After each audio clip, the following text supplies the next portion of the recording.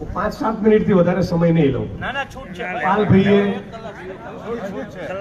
એમણે ગાવસ્કર જેવી વિગતે બેટિંગ કરી એટલે હું સહેવાગની જેમ પતાવી દઈશ. આપ સૌ સરપંચશ્રીઓ, વિસ્તારના સૌ સન્માનનીય વડીલો, આગેવાનો, યુવાનો અને ધરતીપુત્રો, પાલભાઈ બોલતા હતા અને બેઠા બેઠા મારા મનમાં એક વિચાર ચાલતો હતો. આજથી 50 વર્ષ પછીના આપણા સંતાનો આપણને ગૌરવપૂર્વક યાદ કરે એવી લડત આપણે લડીએ છીએ. આ સવાલ પોતાના આત્માને પૂછવાનો છે. સ્ત્રીઓને મણિપુરમાં નગ્ન કરીને ફેરવી અને આ ભારત ભૂમિ, ગાંધી સરદારનું ગુજરાત, એક 100 જણાએ કે આવેદન પત્ર આપ્યું અને જો ના તો તમારા અને મારા પરિવારના સંતાનો આજથી 25 વર્ષે, 50 વર્ષે, 75 વર્ષે, 100 વર્ષે આપણો ઇતિહાસ વાંચીને આપણને વંદન કે સલામ કરશે. 690 ખેડૂતો દિલ્હીની સડકો પર આ સરકારની સામે જજુમતા મરી ગયા. 2 મર્યા, 5 મર્યા, 10 મર્યા, 50 મર્યા, 100, 200, 250, 400, 500, 600, 690. આ જામ સાહેબની ધરતીમાંથી એક 500 લોકોએ આવેદન પત્ર આપ્યું કે તમે શું કરી રહ્યા છો ખેડૂતો સાથે. આપ્યું કોઈ નીકળ્યું? ઉત્તર પ્રદેશમાં લખીમપુર ખીરીમાં ભાજપના એક મંત્રીના દીકરાએ આખી છાતી ઉપર ગાડી ચઢાવી દીધી, ચગદીને કચડીને ચૂંથી નાખ્યો, મારી નાખ્યો ખેડૂતને. શું રિએક્શન આપણે આપ્યું? આપણે કોઈ પ્રતિક્રિયા? આપણે ક્યાં હાઈવે પર ચક્કાજામ કર્યો? કોઈ ટ્રેન રોકી? કોઈ રસ્તા રોક્યા? 72 કલાકના ઉપવાસ ઉપર બેઠા? એ નહીં, 100 જણા આવેદન પત્ર આપવા ગયા કે અમારા જેવા ખેડૂત છે પણ આ નરેન્દ્ર મોદી અને એની સરકાર શું કરી રહી છે? આવો કોઈ સવાલ આપણે પૂછતા નથી. પછી અદાણીના થાંભલા તો આવવાના ભાઈ. મંદસૌરમાં તો ગોળીઓ મારી, મધ્યપ્રદેશમાં રીતસર બુલેટ મારી, આપણી કોઈ પ્રતિક્રિયા નહીં. તો ધારો કે આમ કોઈ ઓસ્ટ્રેલિયાનો માણસ અહીંયા આવે, કોઈ અમેરિકાનો માણસ અહીંયા આવે, કોઈ ચાઇનાનો માણસ અહીંયા એવું કે હે તમે ભગતસિંહના દેશના છો, આપણે શું જવાબ આપીએ? એમ તમે સરદાર પટેલના ગુજરાતના છો એમ, તો આપણે શું જવાબ આપીએ? દાંત જ કાઢીએ ને. કેટલા બહાદુર ને વીર પુરુષો છે નહીં આપણે? થોડું ચચર એવું બોલું છું, વાંધો નહીં ને?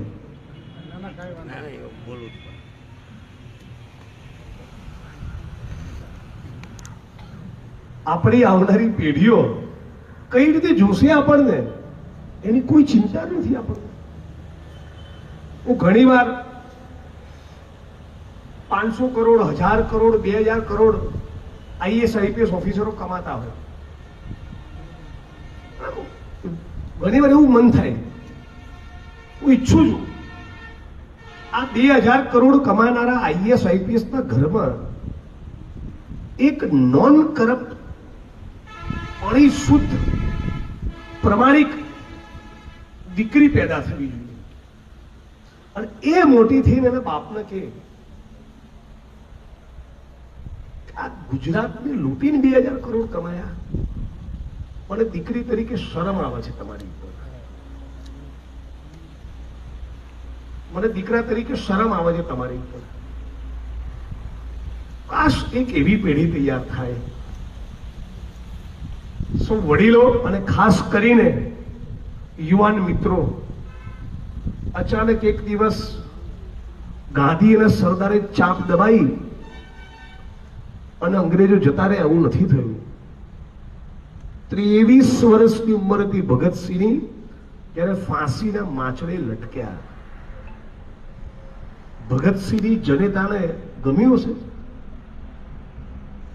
આપણા દીકરાને પીએસઆઈ કે પીઆઈ ઠપકો બી આપે ને, ખબરદાર જો રેલીમાં ગયો તો આપણે જ કહીએ ના જતો લે પીછાનો મને વાંચ. ભગતસિંહની માને ગમ્યું છે. કાળા પાણીની સજા, અંડમાન નિકોબારની જેલ, કેટલા હજારો હજાર લાખો લાખ કોંગ્રેસના સિપાહીઓએ પીઠ પર દંડા ખાધા, છાતી પર ગોળીઓ ખાધી, લાંબી લાંબી જેલની યાતનાઓ ભોગવી. અને આ નાલાયકો એવું કહે છે કે 70 વર્ષમાં શું કર્યું. પંડિત જવાહરલાલ નહેરુ 11.5 વર્ષ આ દેશ માટે જેલમાં હતા. 11 કલાક જે જેલમાં નથી રહ્યા એ નહેરુજીને સવાલ પૂછે છે. મૌલાના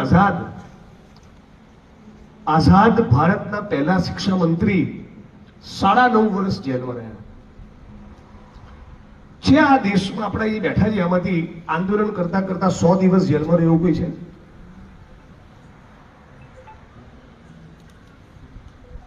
નથી ને. એટલે દેશ બદલાતો નથી.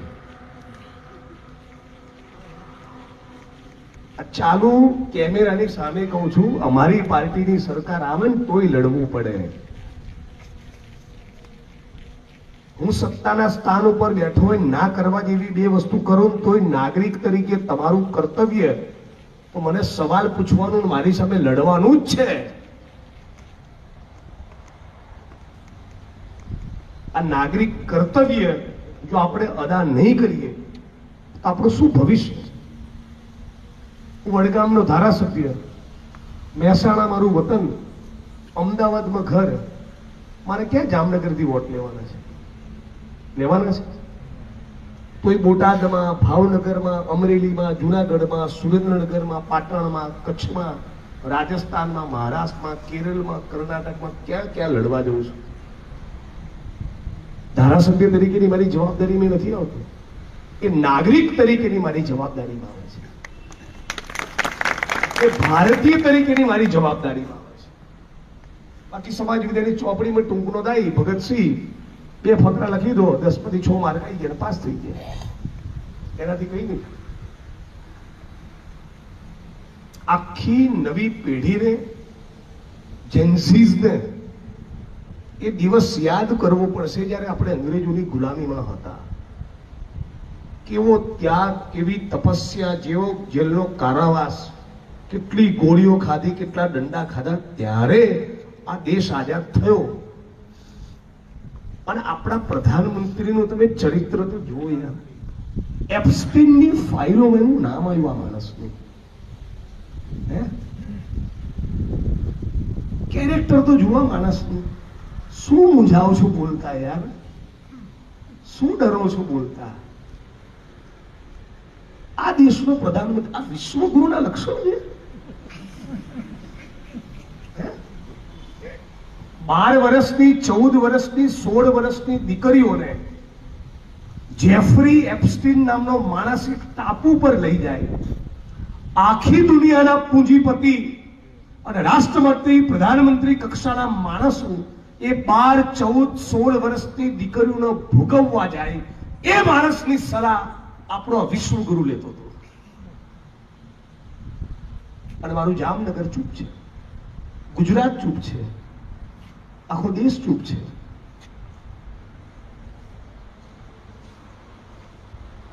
અને પછી તમારા મારા કરતા વધારે પાવરથી ભારત માતા કી જયનો નારો લગાવશે લાલ કિલ્લાની પ્રાચીર પર.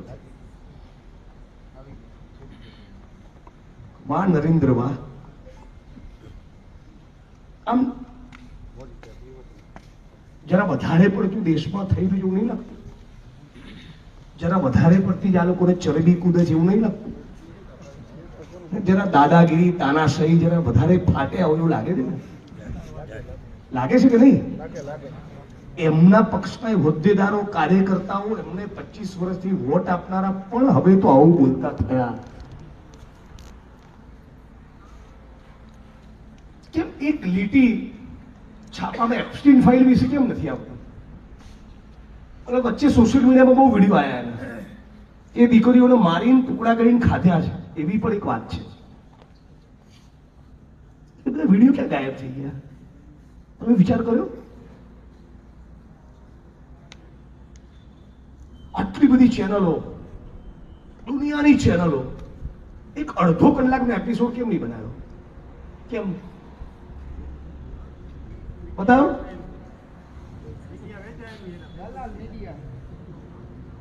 દલાલ મીડિયા છે આ ભાઈએ કીધું.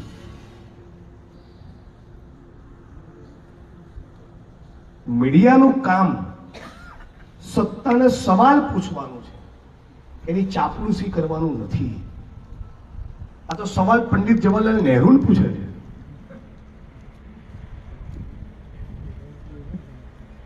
બે 2019માં જે ભાઈએ ખેડૂતોની આવક ડબલ કરવાનું વચન આપ્યું એની ઉપર એક 5 મિનિટનો પણ એપિસોડ બતાવતા નથી.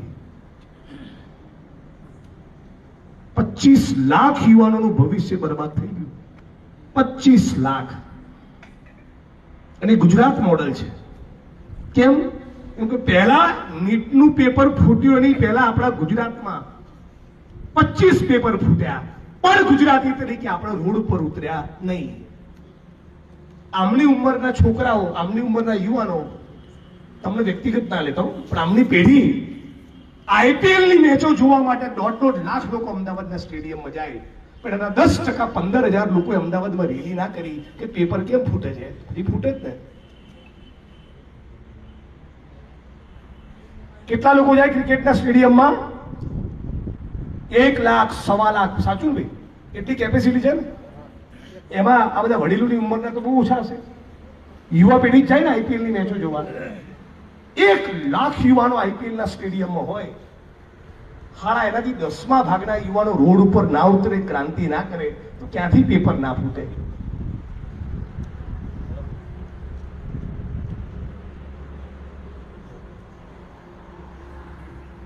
નકલી જેલ, નકલી કચેરી, નકલી સિંચાઈ વિભાગ, માતાજીના મંદિરનો પ્રસાદ નકલી, નકલી ટોલ નાકો, નકલી મેડિકલ કોલેજ, નકલી PSI, નકલી DYSP, નકલી SP, મુખ્યમંત્રી કાર્યાલયનો એક કર્મચારી નકલી, પ્રધાનમંત્રી કાર્યાલયનો કર્મચારી નકલી. આવું 70 વર્ષમાં ક્યાંય જોયું હતું? આટલું ધુપ્પલ આવું જગતના કોઈ ખૂણામ નથી હો. જગત કહું છું, ભારતના ઇતિહાસમાં તો નહીં જ, પણ તોય પેલો ભાઈ કે હું મારો વિશ્વગુરુ છું, સમજણ નહીં પડતી મન તો. કઈ બાબતના ભી વિશ્વગુરુ છે?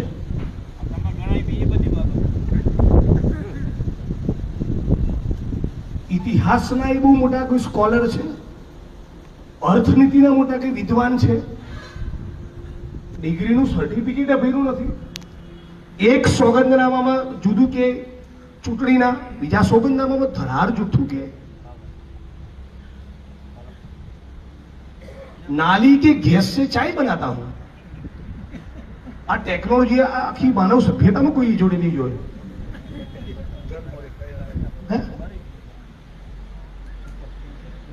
કે છે ને આવો પ્રધાનમંત્રી આપણે પસંદ કર્યો. કહું 3026 ના યુવાનો આપણી બહુ મજા લેશે, હે ને? 3040 ના યુવાનો આવા જબરા હતા, આવા મોદી બોલો લાવતા હતા, એવું દાંત કાઢશે આપણી પર. એ વખતે પેલું પ્રધાનમંત્રી હતું, શું નામ, નરેન્દ્ર મોદી, હા, પેલા નાલીના ગેસમાંથી ચાય બનાવવાનું કીધું હતો ને, હો ખોબે ને ખોબે વોટ આપતા હતા. ગુજરાત તો એટલું મહાન હતું, 30 વર્ષ વોટ આપ્યા. હશે એક પેઢી.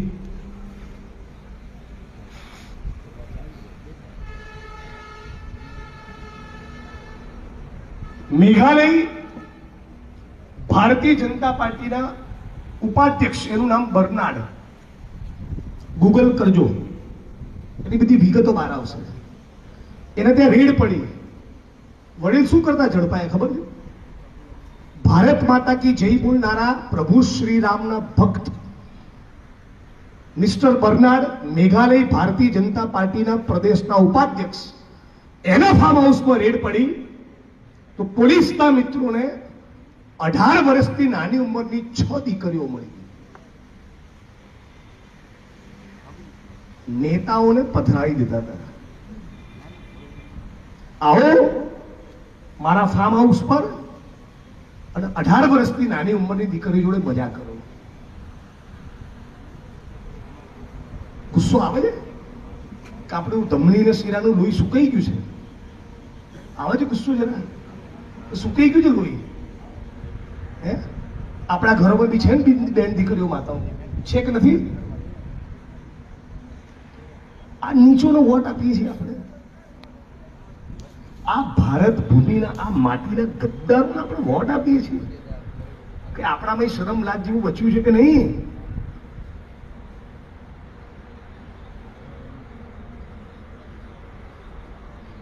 બધું જ આવે છે આ સોશિયલ મીડિયામાં. તમે નથી જોતા? સાવ અંધારું થઈ ગયું છે. આપણા મગજો ગુજરાતીઓને બેલ મારી ગયા છે.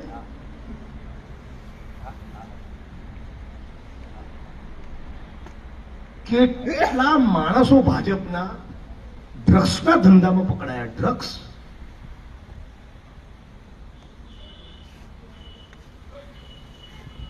હું 2004 થી 2008 મુંબઈમાં પત્રકાર હતો. પત્રકારત્વ જયારે કરતો એ દિવસોમાં મારે ગુજરાતના ડ્રગ્સની પરિસ્થિતિ વિશે કોઈ દાડો લખવું પડ્યું હોય એવું પ્રસંગ નથી આવ્યો. ત્યારે આવી બબાલ નથી. મુંબઈથી પાછો આવ્યો ને 2008 પછી ખેડૂતોના પ્રશ્નો ઉપર, વંચિતોના પ્રશ્નો ઉપર લડતો થયો. 8 થી 2012 એ 4-5 વર્ષ. એ વખતે મારે ડ્રગ્સના મુદ્દે ગુજરાત સરકારની સામે કોઈ ધરણા કરવા પડ્યા હોય એવો પણ પ્રસંગ મને યાદ નથી. એના પછી 2012-13માં વકીલ થયો. વકીલ તરીકે ડ્રગ્સના મુદ્દે મારે કોર્ટમાં, હાઈકોર્ટમાં કોઈ પિટિશન દાખલ કરવી પડી હોય એવો પ્રસંગ નથી.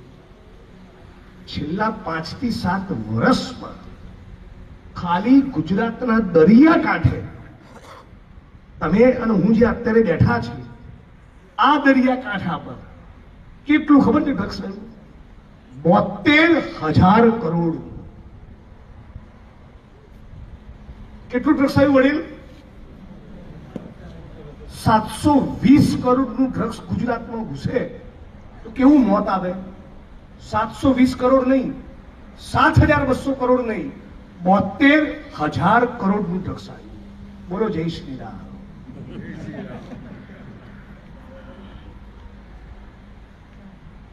મેં વિધાનસભામાં સવાલ પૂછ્યો, આ ઓર્ડર કોણે કર્યો? પોલીસની આખી જે ડિઝાઇન હોય એમાં કોન્સ્ટેબલ કે હેડ કોન્સ્ટેબલ તે તો નાનો કર્મચારી, બિચારું નાનું પ્યાદું કહેવાય, ખરું ને? કલેક્ટરની તુલનામાં ક્લર્ક તો નાનો માણસ ને. મંત્રીની તુલનામાં તાલુકાનો ડેલિગેટ નાનો માણસ. એમ જે ડ્રગ્સનો પેડલર છે, એ પેલી પડીકી વેચે છે અને લે છે પોતે, એ તો પ્યાદું છે. આ 72,000 કરોડના ડ્રગ્સનો ઓર્ડર કર્યો કોણે? 8 ચોપડી જોડે જવાબ જ નથી.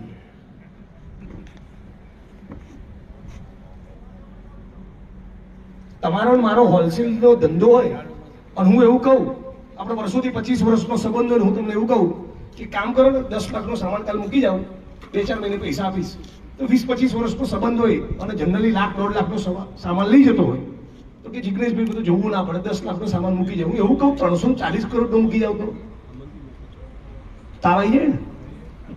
તો જે માણસ 72,000 કરોડનું ડ્રગ્સ લઈને આવ્યો અને જેણે ડ્રગ્સ મંગાવ્યું, જેણે ઓર્ડર કર્યો, એને કંઈક તો પેમેન્ટ કર્યું હોય ને. એ કોણે પેમેન્ટ કર્યું? હવાલો પાડ્યો, ચેક આપ્યો, કેશ આપ્યો, શું કર્યું? કોઈ જવાબ જ નથી. તો સવાલ એ છે કે જે સરકાર તમારા દીકરાઓની ધમની અને શીરામાં ચરસ ઘુસેડા છે, ગાંજો ઘુસેડે છે, દારૂ ઘુસેડે છે, ડ્રગ્સ ઘુસેડે છે, એ તમને ખેડૂતોને ટેકાના ભાવ આપે? એ તમારો વિકાસ કરે? 2+2 4 જેવી વસ્તુ છે ને. જેના હૃદયમાં હિત હોય, જનતાનું, સામાન્ય નાગરિકોનું, ગુજરાતનું, દેશનું, એ ડ્રગ્સનો કારોબાર ફેલવા દે. અને 150 ચૂંટીને આયા, એક માણસ બોલે છે મારા સિવાય દારૂ ડ્રગ્સ વિશે? એક બતાવો. 150 માંથી એક બોલે છે? કેમ નથી બોલતા? શું સેટિંગ છે? શું ગણિત છે? એમાંથી ટકાવારીઓ નક્કી થયેલી છે.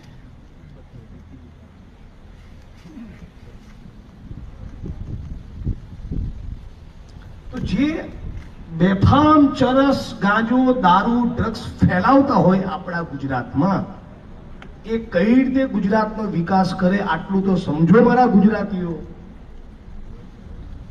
જેમની આટલી ચરિત્રની લીલાઓ બહાર આવેલી હોય, જેમને એપ્સ્ટીનમાં નામ હોય, 10, 12, 15, 20 વર્ષની દીકરીઓ પર બળાત્કારના સેંકડો વિડીયો આવ્યા હોય. અચ્છા, એક સવાલ થાય છે, આપણા ગુજરાતમાં બધા સંતો મહંતો બહુ છે ને? ડાયરાઈ બહુ કરે છે, આવા કથાઈ બહુ કરે છે. એમાંથી એકે માણસ આ ખેડૂતોને આટલા જોડ્યા કેમ બોલતા નથી? બેન દીકરીઓ, માતા ઉપર આટલા બળાત્કારનો જુલ્મ થાય કેમ બોલતા નથી? ત્યારે બધું આધ્યાત્મિક જ્ઞાન કે અલગ થઈ જાય છે.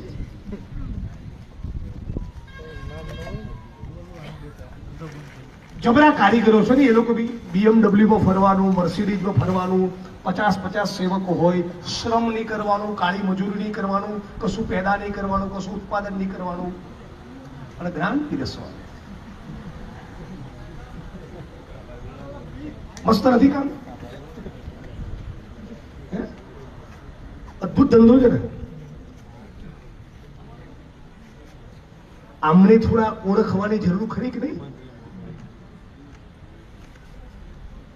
એટલે પાખંડી આવ્યો તો હમણાં, મેં વિડીયો બનાવ્યો તો, જોયો તો? તમે અહીંયા આવો છો તો રાજકોટ અગ્નિકાંડનો મુખ્ય સૂત્રધાર કોણ હતો? નામ જાહેર કરી દેજો. ટીઆરપી ગેમિંગ ઝોન કોના પાપે થયો એનું નામ આપતા જાઓ. અને ગુજરાતમાંથી ચરસ, ગાંજો, દારૂ, ડ્રગ્સ કોણ લાવે છે એનું નામ આપો. બહુ મોટા પરમ તેજસ્વી હોય તો.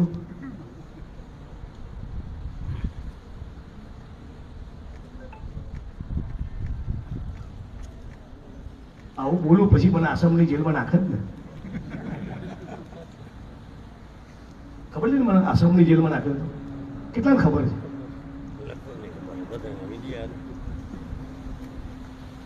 કેટલા વર્ષના વડીલ? 52 વર્ષ થયા. 30 વર્ષથી રાજનીતિ, 22 વર્ષના સુધી આજે રાજનીતિ જોતા સમજતા થયા છે. તમારે બધી કોઈ 70, 75 વર્ષના બી વડીલ હશે ને? વડીલ કેટલી ઉંમર થઈ કાકા? 74 વર્ષના થયા. 24 વર્ષે માણસ, 34 વર્ષે પોલિટિકલ બધું સમજતા થયા હોય, કોંગ્રેસ, ભાજપ, ધીસ ધેટ, તો એ 40 વર્ષની રાજનીતિ સમજતા થયા. ગુજરાતના કોઈ નેતાને બીજા રાજ્યની જેલમાં નાખ્યો એવું જોયું કોઈ? મારા માટે કેમ આટલો પ્રેમ હશે?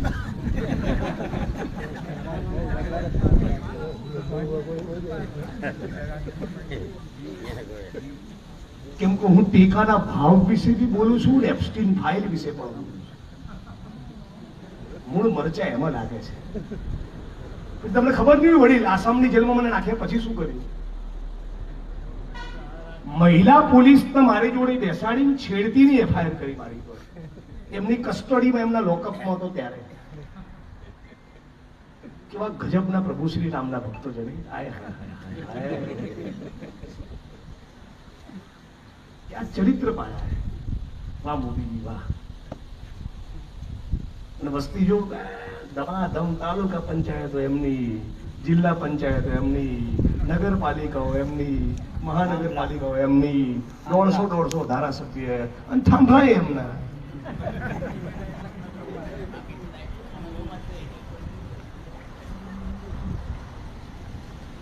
એક અધિકારી મિત્ર છે, નોટબોર્ડ છાપે છે. એક દાડો બેઠા હતા,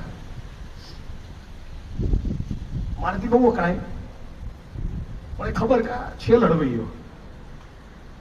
એક દિવસ બેઠા હતા, સાદું ગણિત ગણીએ.